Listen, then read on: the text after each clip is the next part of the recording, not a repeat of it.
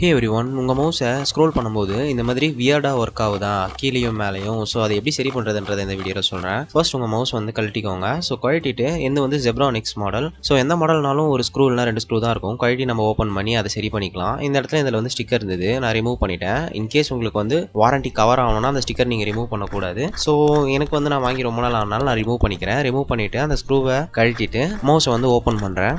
இது வந்து ரொம்ப நாள் ஆனதுனால உள்ளே இருக்கிறது ஸ்க்ரால் ஆகாமல் இருக்கலாம். ஸோ அதனால தான் நம்மளுக்கு இந்த இஷ்யூ வருது. ஸோ ஃபஸ்ட்டு இந்த வந்து நிறைய டஸ்ட்டாக இருக்குது. நான் வந்து ஃபஸ்ட்டு டஸ்ட்டை க்ளீன் பண்ணிக்கிறேன். க்ளீன் பண்ணதுக்கப்புறமா இந்த வீலை வந்து தனியாக கழட்டிக்கிறேன். ஸோ இது உள்ளே தான் வந்து அந்த சின்ன வீல் ஒன்று ரொட்டேட் ஆகிற மாதிரி இருக்கும். ஸோ அது வந்து ரொட்டேட் ஆகாதனால தான் நம்மளுக்கு இந்த மாதிரி மவுஸ் வந்து வியர்டாக ஒர்க் ஆகுது. அதை எப்படி சரி பண்ணலாம்னா, ஒன்று இந்த மாதிரி டேப்பை வந்து சின்னதாக கட் பண்ணிக்கோங்க. கட் பண்ணிவிட்டு ரொம்பவே சின்ன சைஸில் வந்து உங்களோட வீலோட எட்ஜில் வந்து நீங்கள் ரொட்டேட் பண்ணிக்கலாம். ஸோ அப்படிலாம் நீங்கள் பேப்பர் கூட இதுக்கு யூஸ் பண்ணலாம். ஸோ யூஸ் பண்ணிவிட்டு கரெக்டாக அந்த வீலில் வந்து செட் ஆகிற மாதிரி வைக்கணும். ரொம்ப அதிகமாக எக்ஸஸாக வந்து ரோல் பண்ணாதீங்க.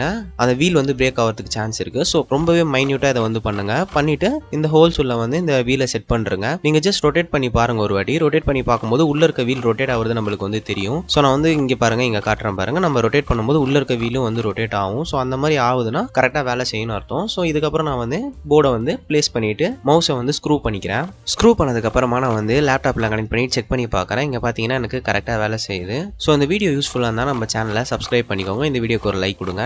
நான் உங்களை அடுத்த வீடியோவில் பார்க்குறேன். பாய்.